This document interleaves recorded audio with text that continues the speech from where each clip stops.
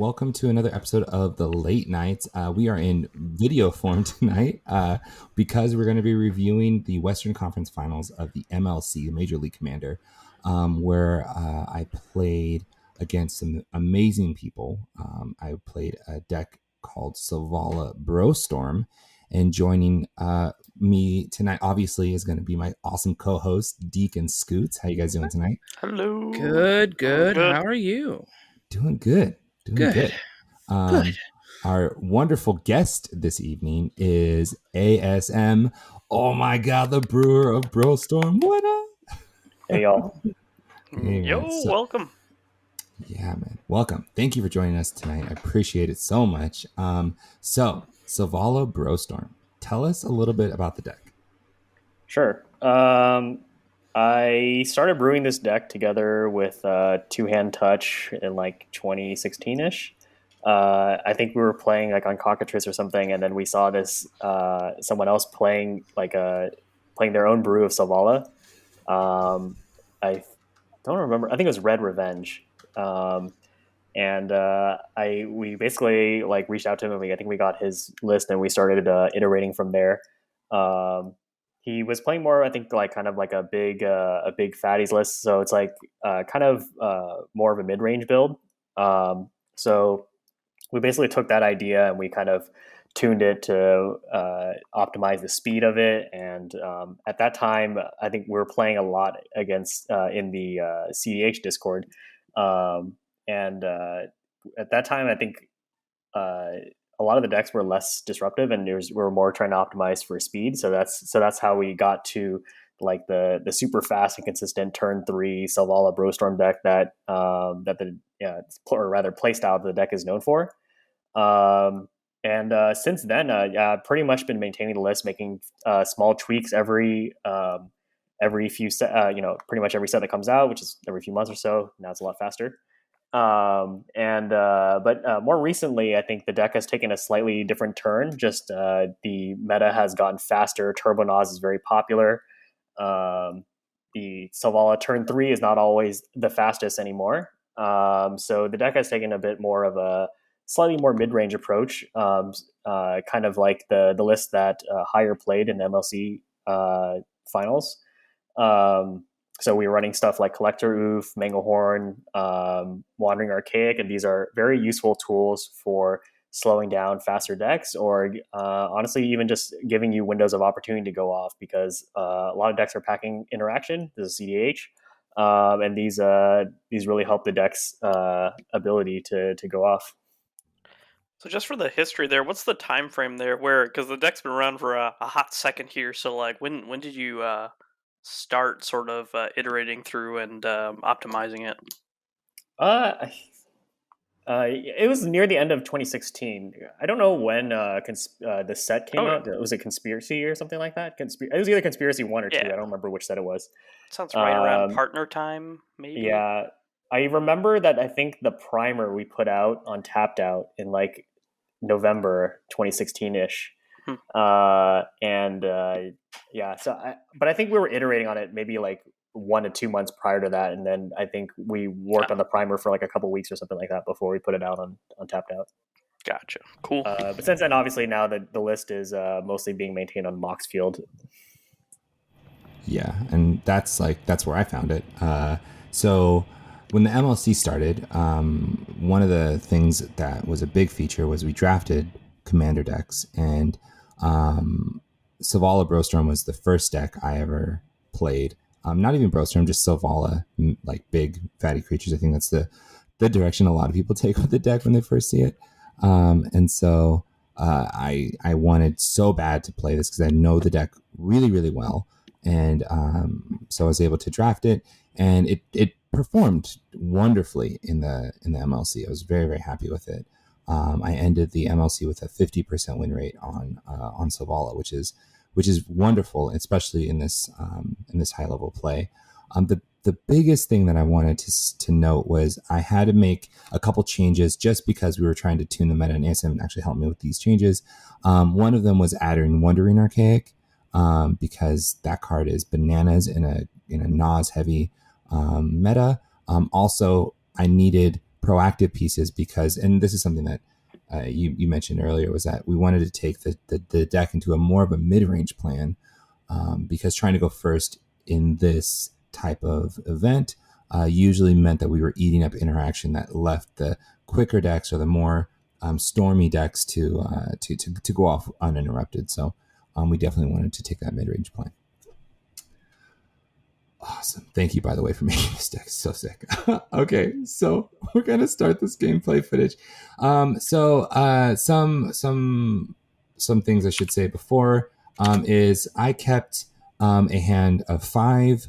My starting hand was a land, Mana Dork, land, Turn Timber Symbiosis, and I had a, oh my gosh, Veil, Autumn's Veil. Autumn's Veil is the other card. So those were my 5 cards in my opening hand. More or less, are you just mulling to a turn 1 Selvala, or turn 2 in this case? Like, that's kind of what you're shooting for most of the time? Yeah, so I'm in the second, in my head, I'm in the second spot. I know that Edric and Snacks are going to be keeping interaction for Godo. I'm in a really ideal situation. So with Selvala, most of the time, it's you want to be in that second seed. You want to be in that whoever storms off first is going to get stopped, and then you get a chance to go, because a lot of your combos are hard to interrupt. A lot of them are creature based, and I can at least like sink my teeth in a little bit. And because I want to play slower anyways, it allows me to go land Orc pass, land Selvala pass, and then play something that is not that threatening, keep my threat level low. I know that because Edric's at the table, that more than likely I'll be able to draw cards. More than likely I'll be able to get it through Edric, doing it through combat. And because I know that Godo is kind of low on creatures, they're probably going to attack Godo a lot anyways. So I feel that a lot of the pressure will be away from me, and I will be able to kind of stay under the radar. Yeah, I think one thing to note here is that in this seat, like your worst nightmare is probably just Godo just having the nuts. Everyone's worst nightmare all the time. Yep, just having the nuts, because you don't really have, you won't have much opportunity to do much if that happens, just because Godo's going first here. But they can even have semi nuts, like turn 1 Trinisphere would actually affect you for once. Like, yeah. But if you make it beyond like the first turn, like your deck is, in this case, you mull to 5, but the deck has a lot of gas density, so you have a lot of live draws. Exactly. So Godo's turn 1 is bananas here, as we are going to see soon. And we were just, because especially me and LJ lost to Hoki in the at the very end of the season, and it was to a turn 2 Godo, and it was ridiculous. Dude, I lost to his turn 2. I played against Hoki twice on Godo, and I lost both times. I played against him, and he had to turn 2 with protection for someone's Force of Will with a what's the one that deflects for 1 red mana. Yeah. But yeah, he turn 2 with the backup. It's ridiculous. God. Yeah, when I was watching this, it was just insane. Yeah. And we all were like, what is happening? He's tapping to play a Mind Stone. That was the other artifact that you can't see really well. What is that card that he plays last? I don't remember. Wheel of Fortune. Wheel of Fortune. Oh, Just Wheel of Fortune. Right. Yeah. So right here, I'm pleading. I am pleading to counter this, because it is so strong. He has Godo mana on board, and he has dumped his hand, and he's gonna refill it. And I was like, this is what he's trying to do. He was just trying to do this, guys. We can't refill his hand, and it's gonna interrupt the hands that you all kept, which I assume have interaction in it for this exact reason. And I'm like, I'm not. God, this was such an explosive turn 1. I was wondering what was taking so long as far as like discussion and that kind of stuff. I was surprised that LJ and Snacks weren't fighting to snap off their Force of Will at that point. Like, this was, you don't let this resolve. I don't know if they were if you guys were discussing it live, but I assume that they were considering whether or not to do it because going, you haven't even played a card yet. You're about to pitch force and a blue card. You're basically rolling to 5 at this point. Well, Would you and rather just LJ have the wheel? So yeah, I'm pretty LJ sure went that's to what they were talking 6. about. Yeah, LJ was at 6. So if he has force here, he's going down to 4. Yep. Like, oh god. And I think that LJ is really trying to bait out Snacks's Yep. interaction. Exactly. So the major thing is like you pretty much can't let it resolve though, because like Edric and Sliver aren't high on interaction, and so like Godo just refilling on ramp and stuff like probably can't even handle that. I think if it were any other turn other than turn 1 before you've had a chance to play anything, like I would totally agree with debating on snapping off the force here, but it's turn 1 and best laid plans of mice and men and all that. yeah, I was and what's really tough here for LJ is that if he passes and Snacks doesn't have the free interaction, then he can't reset priority. That was like, oh man, it was tough. But LJ does do it. LJ does cast the force of will. And I think that was like, once that happened, everyone took a huge breath, and I was like, okay, I'm gonna play my dork here. I believe I drew another land. Yeah, I got another land here. Shout outs to the people who commentated this game, by the way. They both did a great job. Sick Robot in particular actually also played Selvala in the early days, and he helped in its iterations. But yeah, this was like an absolutely monster turn 1 from Godo. Yeah, we're all recovering. And like at that point, you're kind of hoping that they were banking on the Wheel of Fortune and don't have more gas or lands in their hand or something. But yes, 100%. Man. So yeah, LJ gives a land Soul Ring. I believe he passes after that.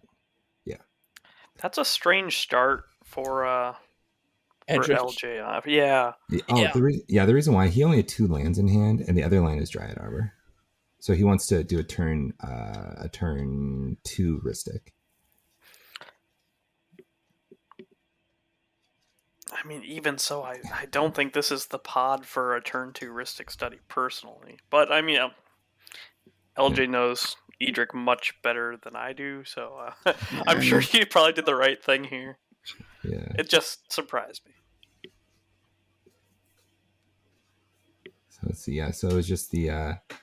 I believe that was the entire play for him. I don't think he does anything else. I mean, if you think about it a different way, his hand maybe is not a hand for turn 2 Ristic, but it's a hand that has a force of will to stop turn 1 Godo. Yeah, you're definitely not wrong about that. Yeah. He also exiled Flusterstorm, which I thought was interesting. Well, Fluster doesn't hit anyone first. Well, I mean, it hits Food Chain potentially if they try and fire off like a Demon Consultation or something. Consult win. Yeah. But otherwise, otherwise it looks pretty good.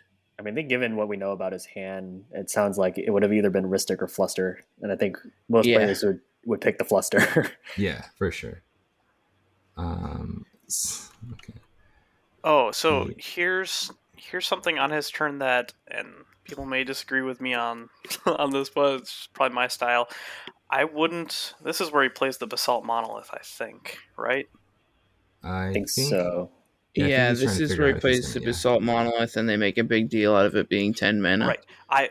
No, it's 11 mana, I believe. 1, 2, it 3, gets 4, 5, 6, 7, 8, 9. Right. I wouldn't have played the mountain here. 11. I would not have shown the land drop. No, because he's at 4, 5, 8. He's at 10 right now, 3, so he 4, does 5, need 6, a land 7, drop 8, on the next next you're right. turn. You're right. Okay, never mind. Yeah. I miscounted on screen. He needs a land drop on the next turn. This one got him to 10, and they made a big deal about it. Yeah. Because with the land drop, it's a turn 3 Godo or whatever. Yeah, and for us, it was much more like, okay, he has a lot of mana. He'll be able to do the things next turn. Okay, that sucks, but it is what it is. And Hoki spent a lot of time trying to think if he was going to actually cast Godo this turn, and I think he ultimately ends up doing that. Oh no, he passes. No, I believe he passed. Passes. Yeah, I think he was worried.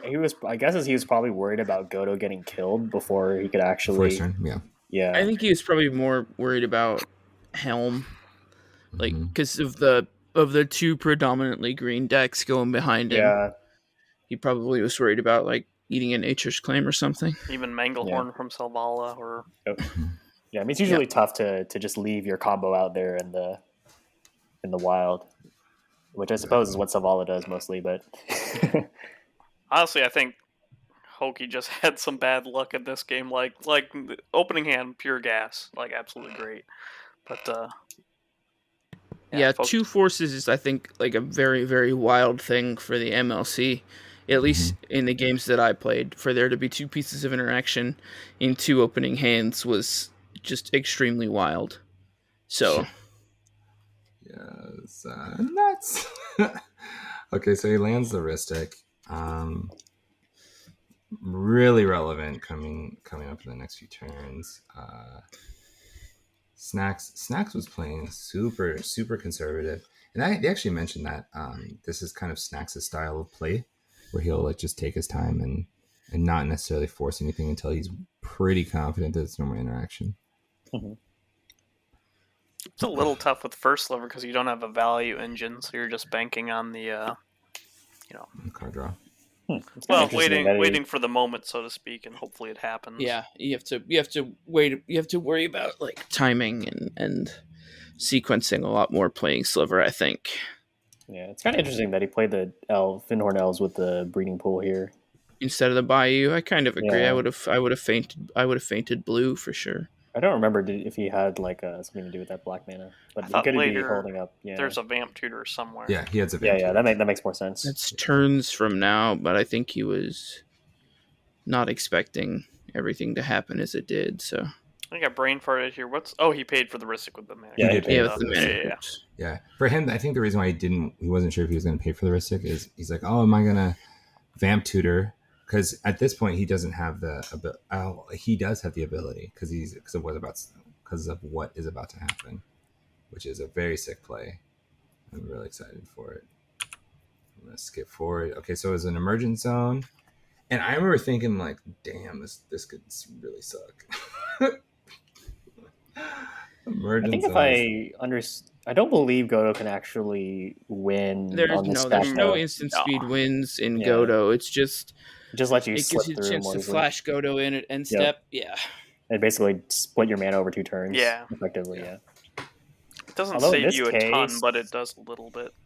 Yeah. In this case, though, I guess he has enough to flash Godo in and not have to tap his Basalt Monolith, so it would work. Yeah. Yeah.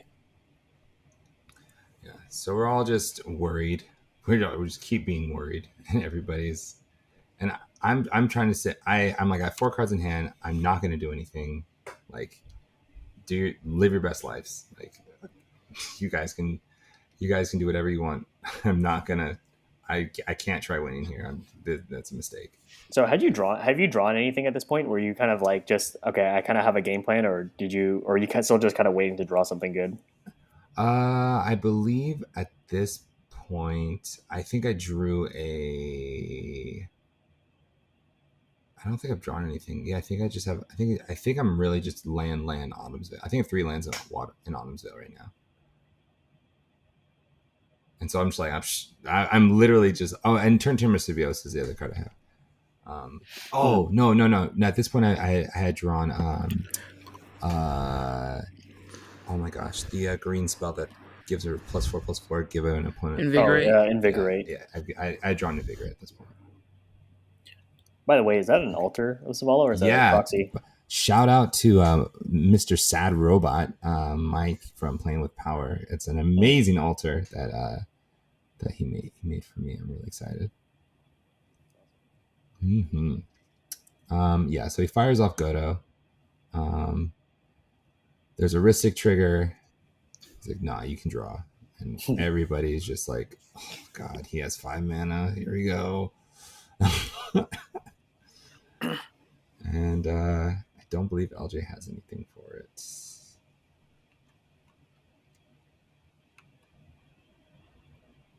We are just and the Force of Will hits like a rock, and he exiles Miss Hologriffin. So the pinnacle of this card. Yeah, that's the ceiling of Force of Will. Yeah. Yep. Oh my god. For those unfamiliar with the food chain combo, he this Miss Hologriffin needs to be in exile anyway for him to. He'll eventually exile it anyway, so pitching to this Force of Will is effectively free for him. Yep. Exactly. And so he ends up tapping out to cast Duretti. I think something that we should have like talked about in the game, I don't think we did, is how like if Snacks is able to resolve his Vamp Tutor, if that actually happened here, he could literally just win the next turn. Yeah. Well, the Ristic makes it a little difficult. Awkward. The Ristic Yeah. is basically a hard lock. Like, Well, against the Fuji. Force of Will is gone on that end though, so LJ would have to leave up mana. Yeah.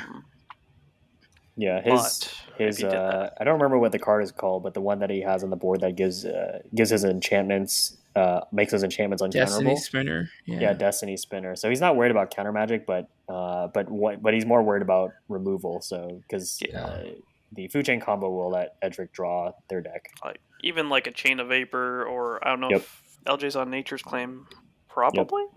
But yeah, Free sketch. Yeah, so I play Cradle. I'm telling everybody like, hey, I'm gonna not do anything. Here's my proof. I'm not gonna do anything. I'm gonna attack already with Selvala.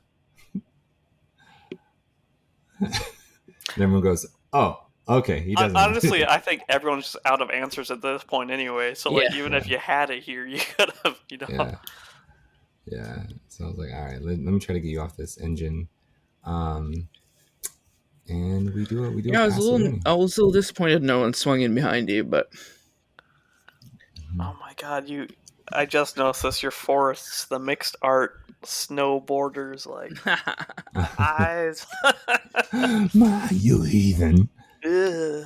Yeah. I only had so many snow forests, and so they were all from different. The one's from Cold Snap, one's from Ice Age. I have the Ice Age ones, but I actually have extras because when I first built the deck, there were a lot more basics, but over time, like there's been more non-basics that have been worth running, so they slowly replaced the original snows. Yeah. Did Selvala ever run, or does it run like Mouth of Ronom or anything to actually use the snow forests, or no? Yeah, Mouth of Ronom. Okay. Yeah, that was that's does Selvala run War Room now? Yes. You can. I actually end up cutting it from my list, but it is playable. Just sometimes you end up with too many colorless lands, and it's kind of awkward.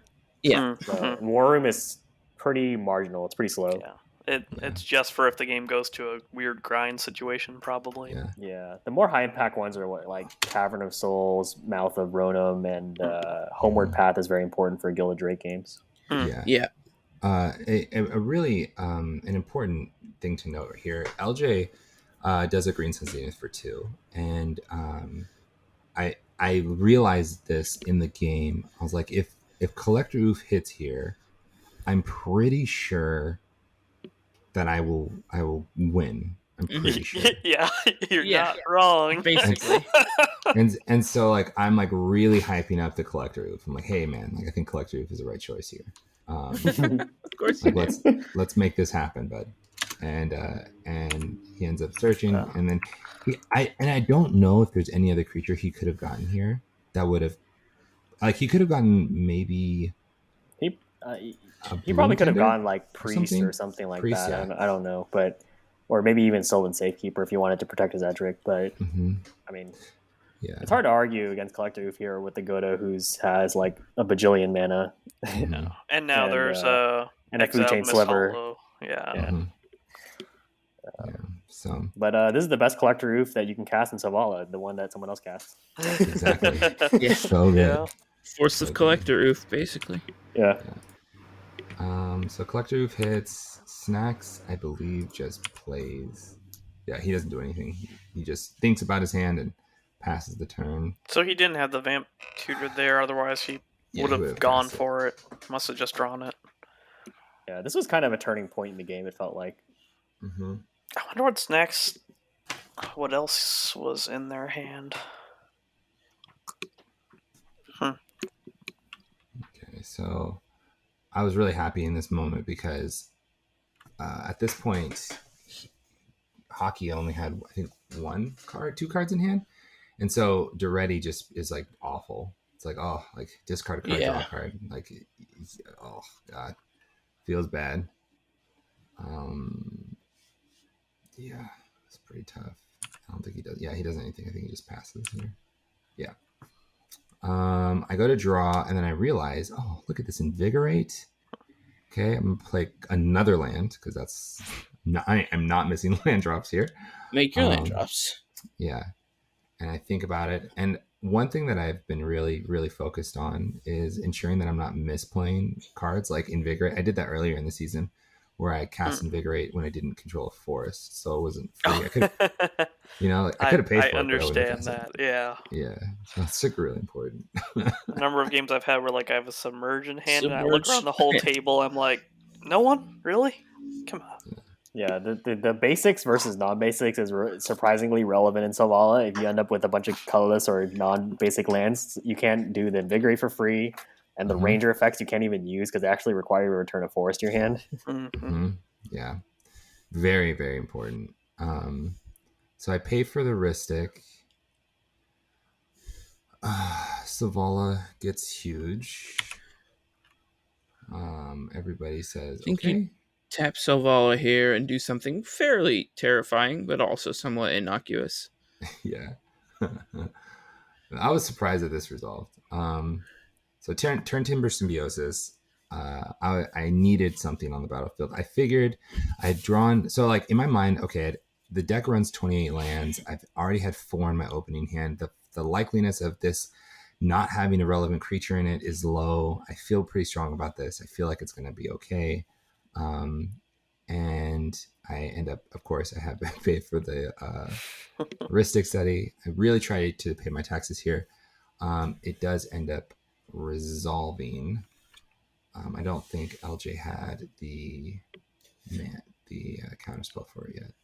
Can I just say I love the dual face lands in Commander? Like, just so fun when you actually pull one off, like, and don't play it as a land.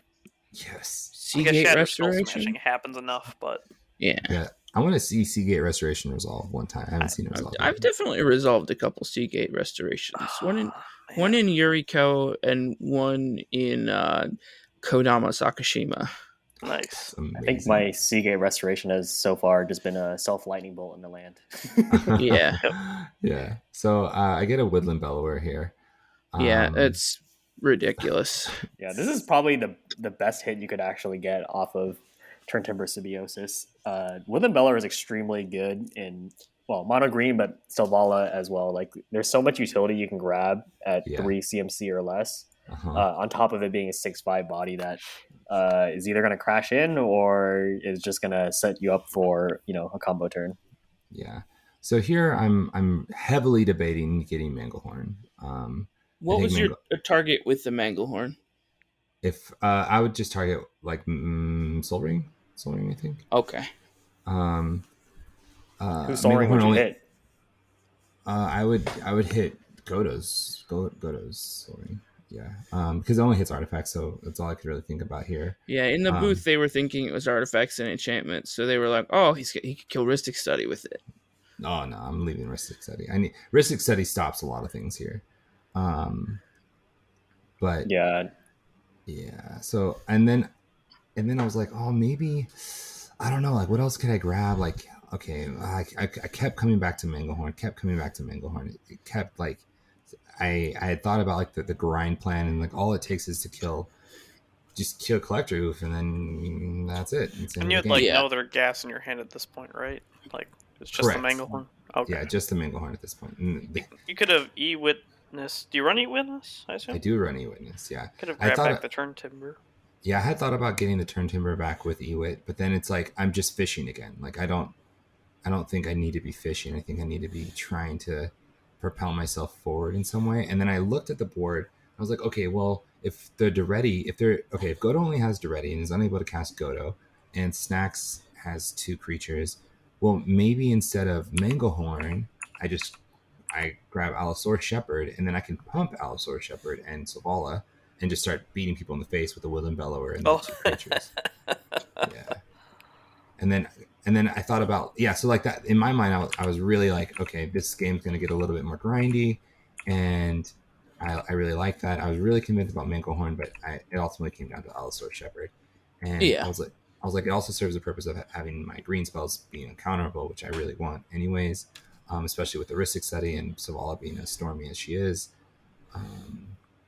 Yeah, I think in this position, I was thinking that probably like Manglehorn or Collector Roof would give you redundancy in case one of them got removed, but I I had thought that most likely Allosaurus or Sylvan Safekeeper would have been good picks to give you some resiliency. But Allosaurus has the upside of also, as you suggested, giving the beat down Giving with all of the your elf overrun.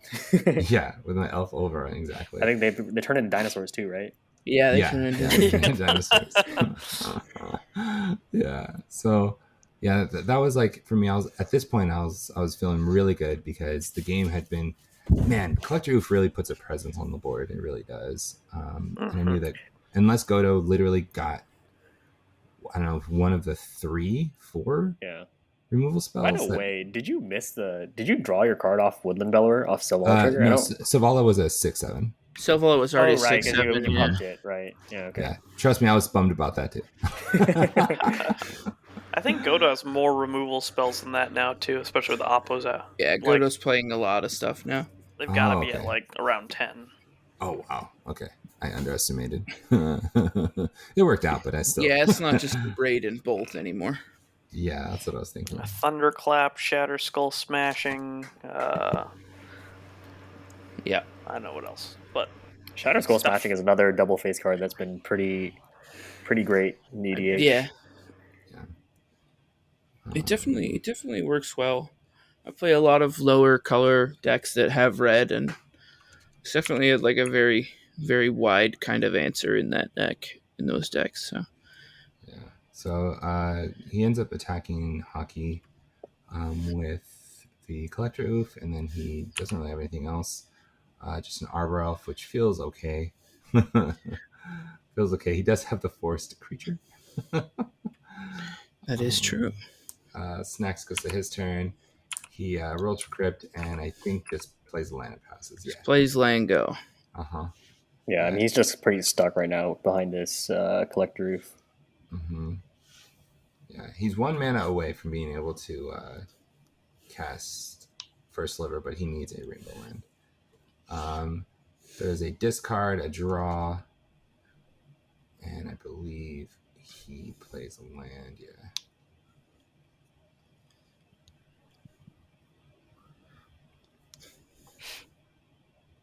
Yeah, at this point, his Godo costs 8 mana, and it's just not happening soon unless someone gets rid of this Oof.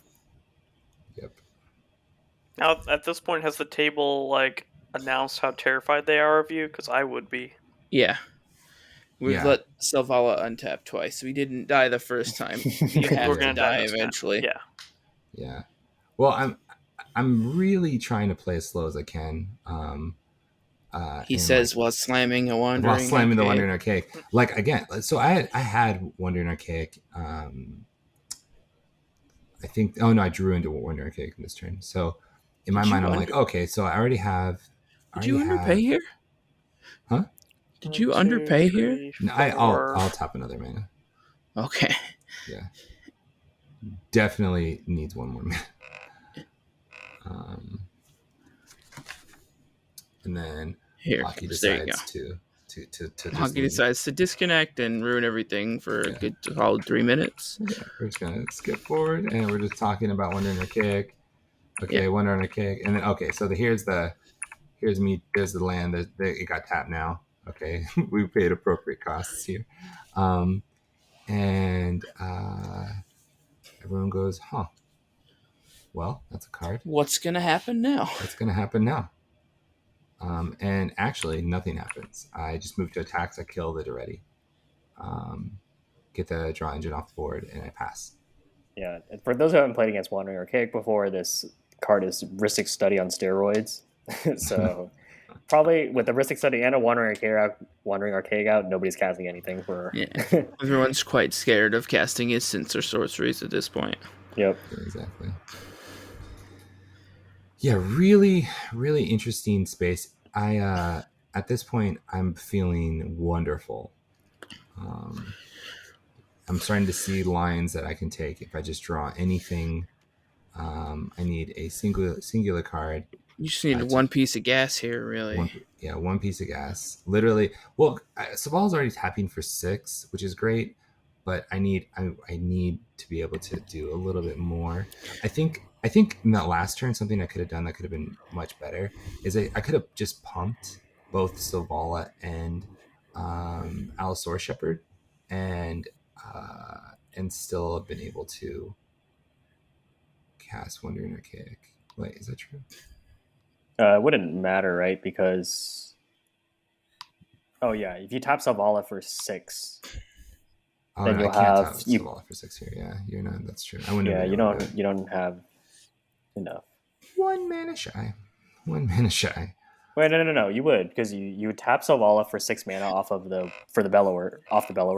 Mm-hmm. You use that to activate your Allosaur Shepherd, but you're only attacking with the Shepherd and Bellower, yeah. And then you have your Cradle and your Forest for casting. Oh, I see. Yeah. So you did have enough mana. Yeah, I could have definitely. I think it would have been tapped out, and I had Autumn's Veil in hand still, so I know I didn't want to tap out, but I could have done it. I could have definitely done it. Yeah, it's okay. This way you're representing green ad nauseum. Yes, duh. It's true. Hashtag big worth. threat. Yeah, big threat. Isn't green ad nauseum that card that lets you tutor for 2 creature spells? Shared summons is pretty good. Summons, green ad nauseum right there. That's a pretty good card, actually. Yeah. Okay, so. And did many games for me when I was playing Kinnan, for sure. So we're on turn. This is turn 5 here, and LJ has now missed 4 land drops. Yeah, that's 3 right. land drops. And he got 2 Ristic triggers, or just one Ristic? He's got at this point. He's gotten 3. He's gotten 3 Ristic. This is why you pay for Ristic.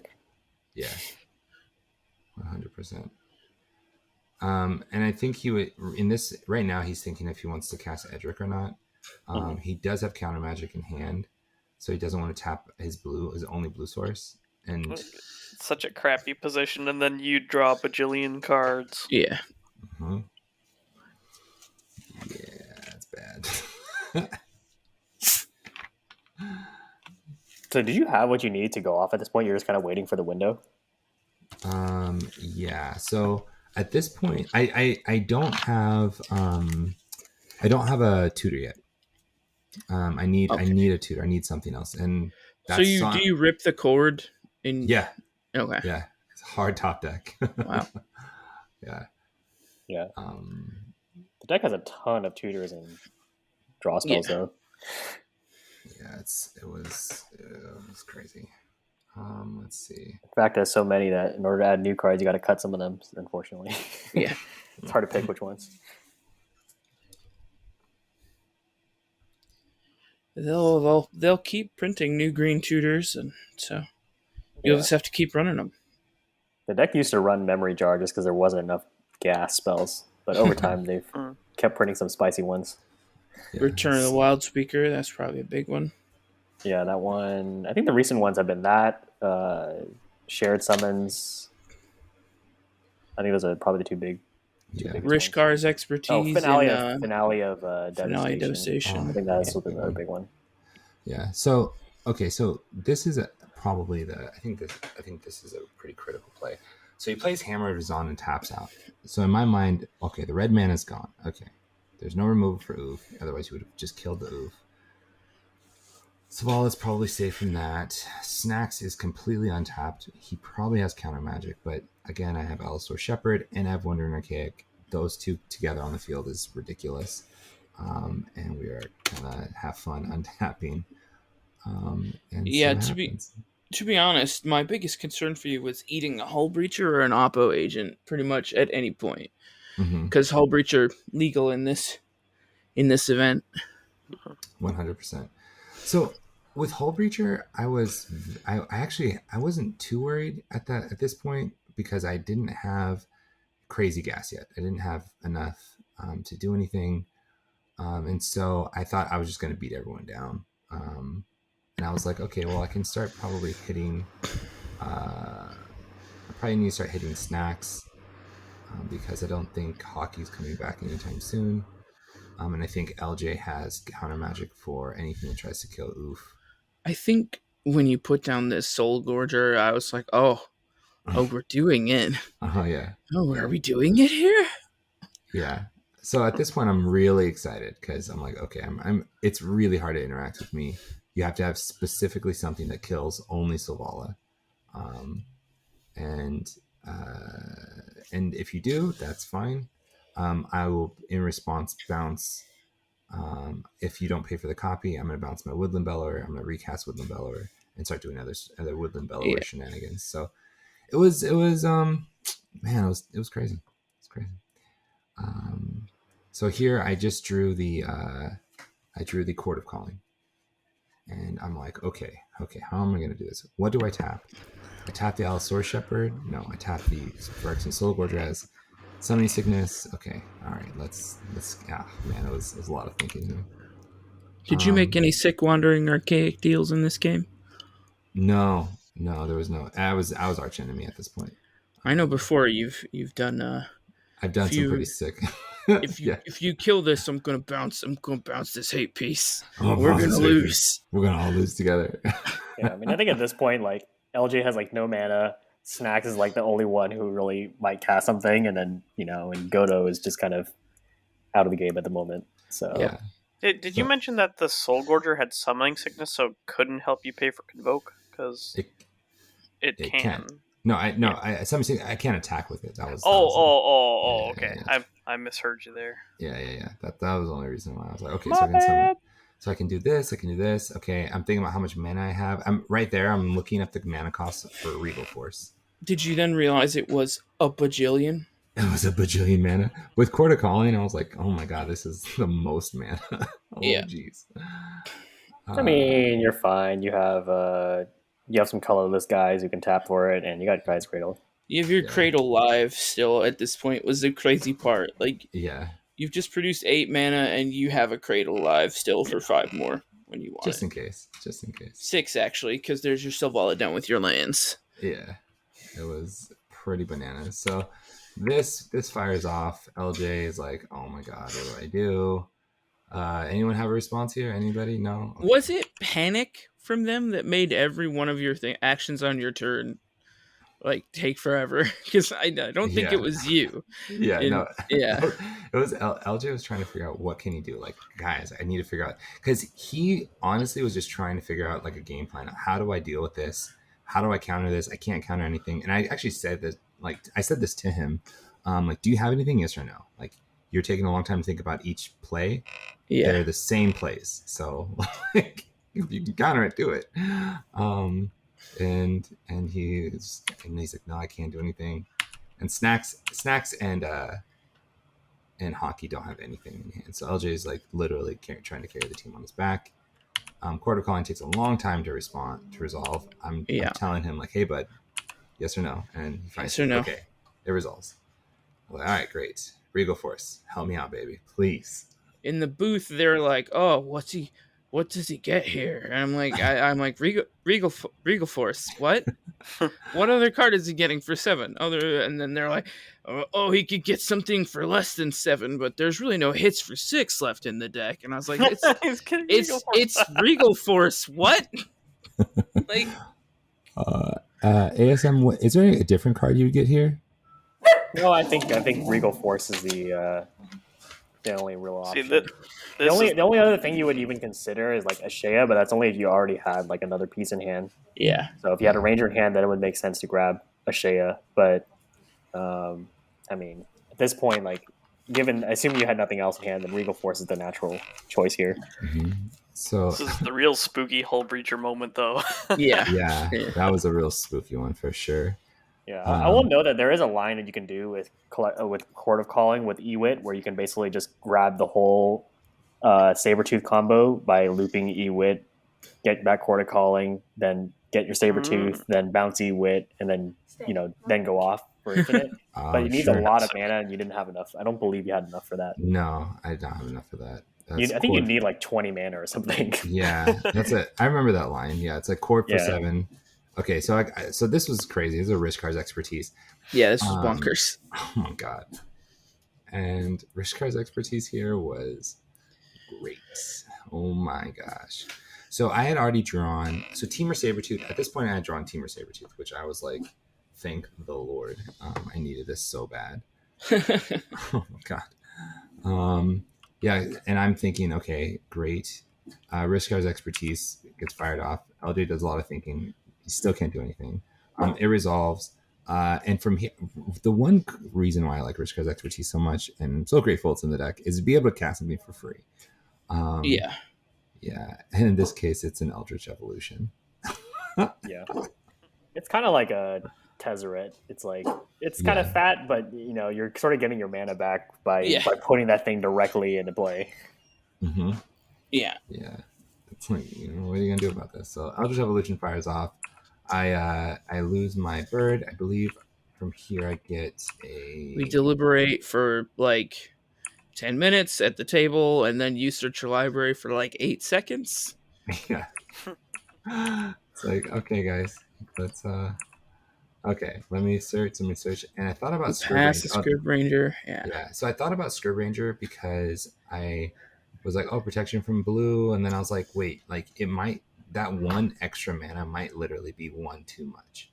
Like I'm pretty confident that I need to be able to to do this combo with be as mana efficient as possible, because at this time I only had one green mana floating. Yeah. So I get Curing Ranger enters battlefield. People say nothing. Like, at which point you proceed to do Query Ranger stuff. Yeah. I think about my hand because I have so many cards, and I'm like, what do I do? I'm feeling a lot of pressure.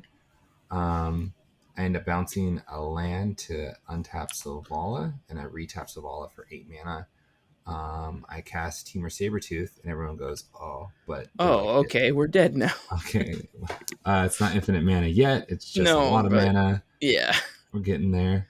I do another round of bouncing lands to untap Selvala. At this point, you already have it on board, even if you have nothing in hand, because you can always just bounce the Woodland Bellower to get the Wirewind. To get the other part.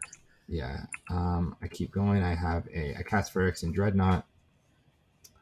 I mean, even I think Hyrax Tower Scout got you there right now, didn't it?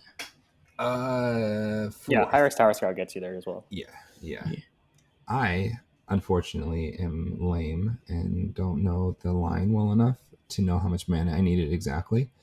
And I think there's a few instances in this game where it ended up being like that, but like you still got there, which just goes to show how crazy resilient the deck is. Like, I don't know the most compact line. Oh no! Oh, I'm still gonna wait. I still have 20 mana. Okay, I guess we'll keep going. It doesn't really matter. I mean, you had so many forests at this point, like, and you have an 8-power creature. You'll figure it out with 20-something mana. Something will work.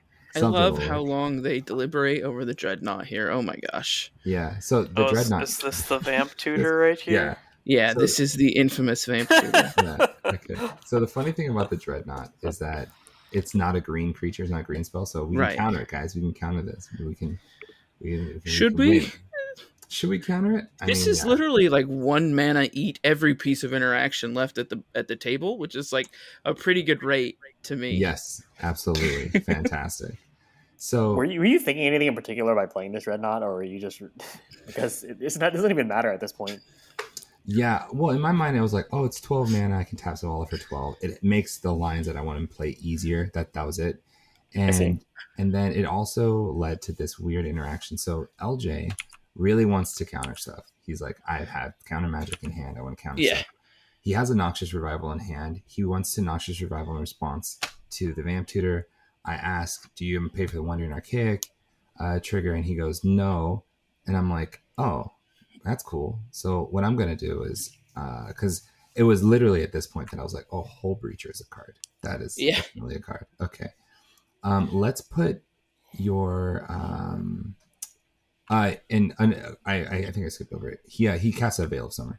Or he's gonna cast a Veil of Summer. He hasn't cast it yet. So he puts Noxious Rival on the stack. I take the Noxious Rival and I put Veil of Summer, or I will put Veil of Summer on top of his library, underneath a Force of Will.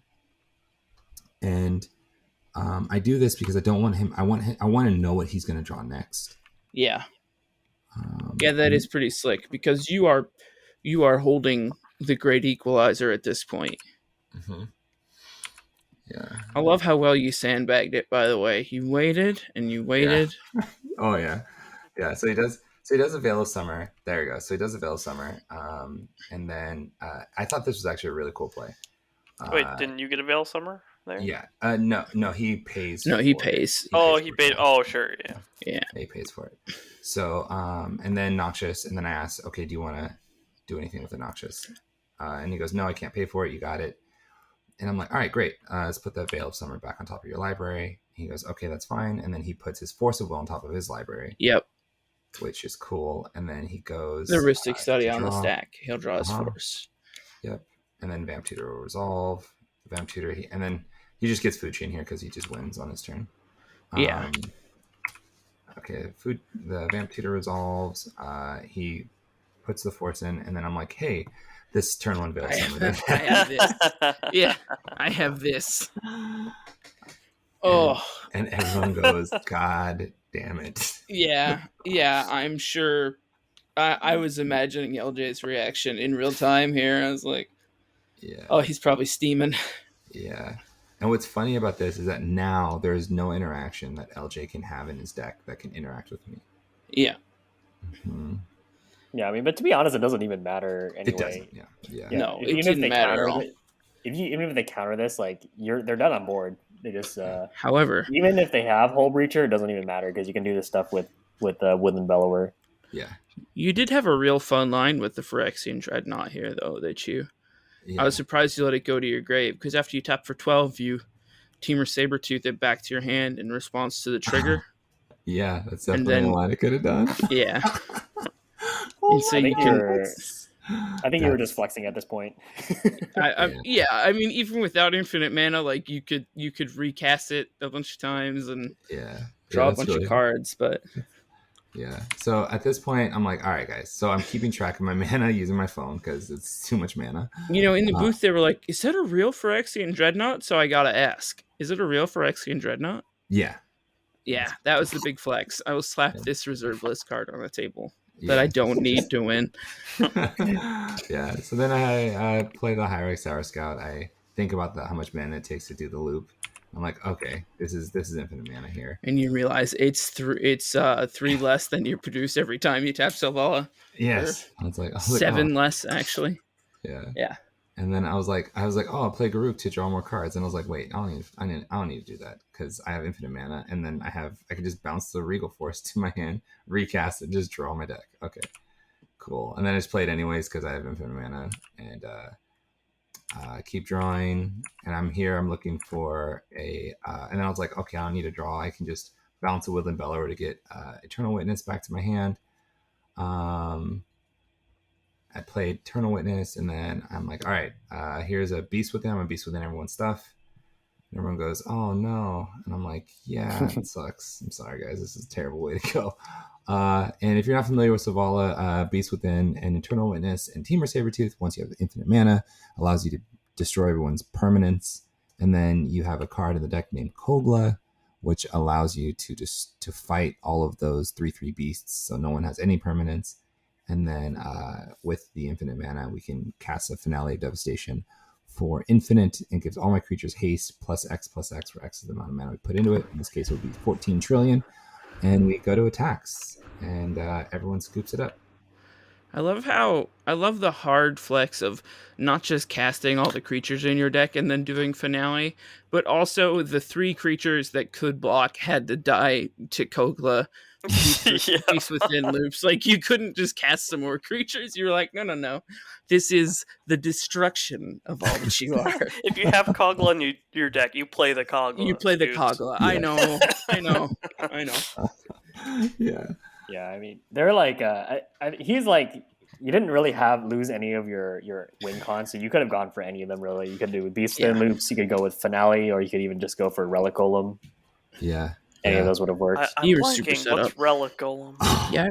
Give him the spice. Give him the spice. So it's a 3 mana 6/6 artifact creature.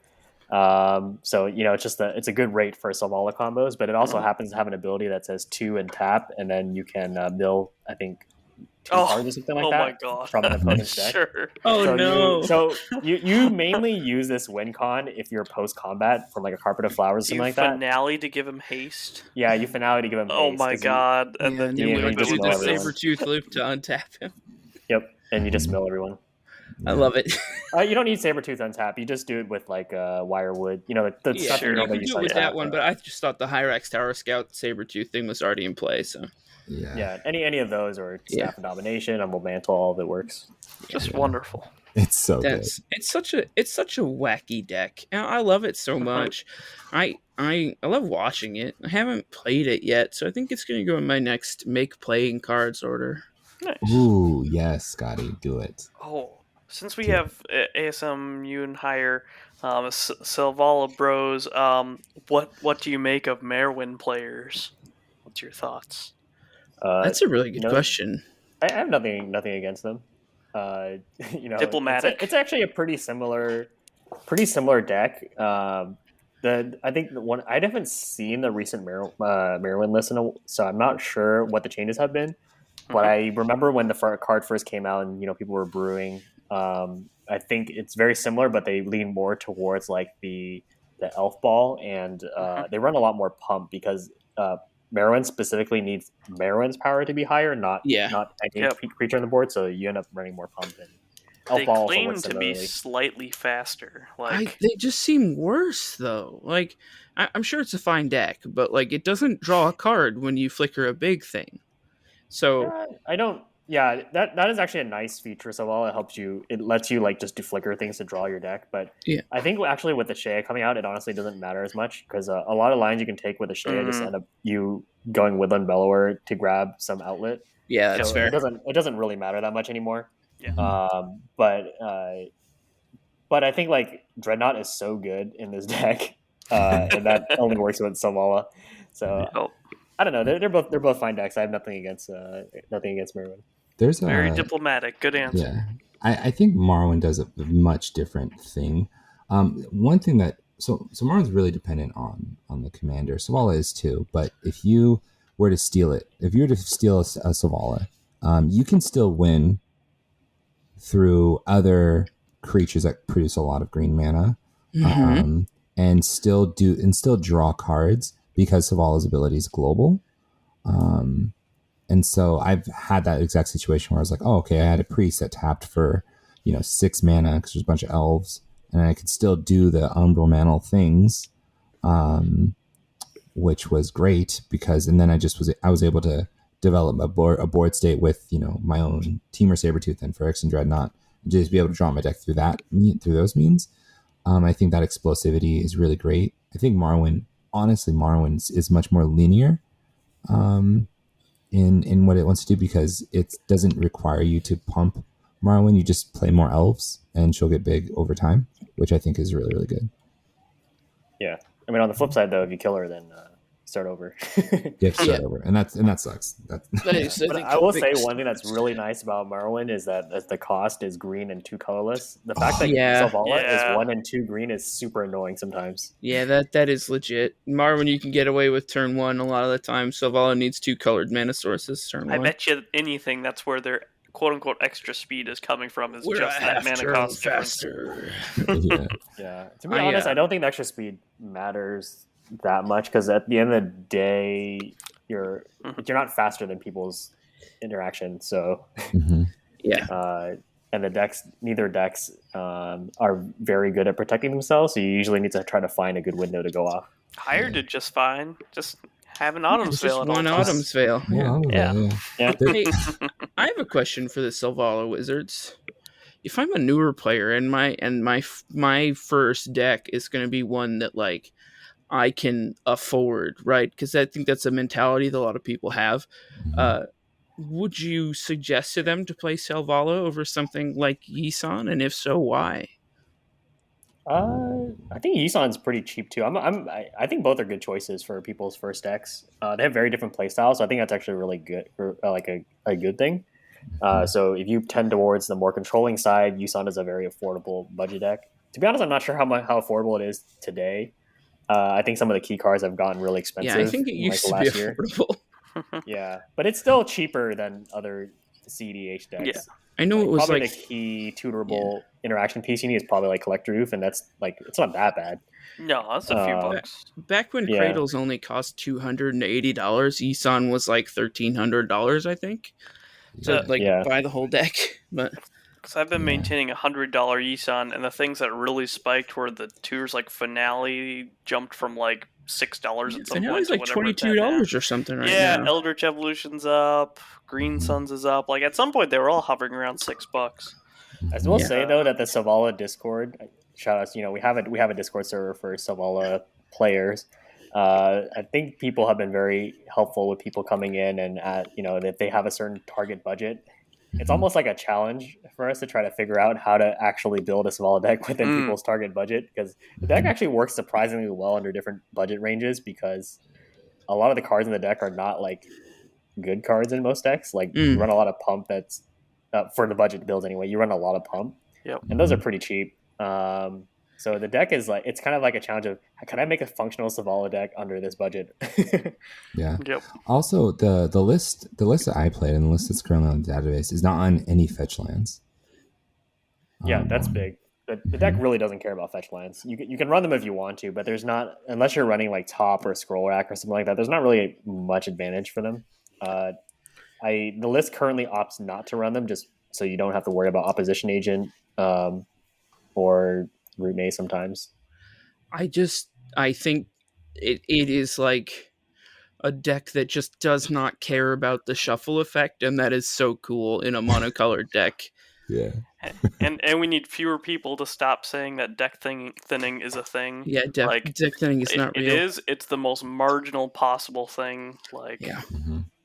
Yeah. I mean, I suppose there is one thing that the shuffle is kind of used for, is someone tries to Noxious Revival you. Yeah. Then you can shuffle it away. But I mean, it's pretty marginal. Yeah. How often are they noxiousing the Selvala player or someone on right? some other Right. strategy that What are they gonna? involves their graveyard? Yeah.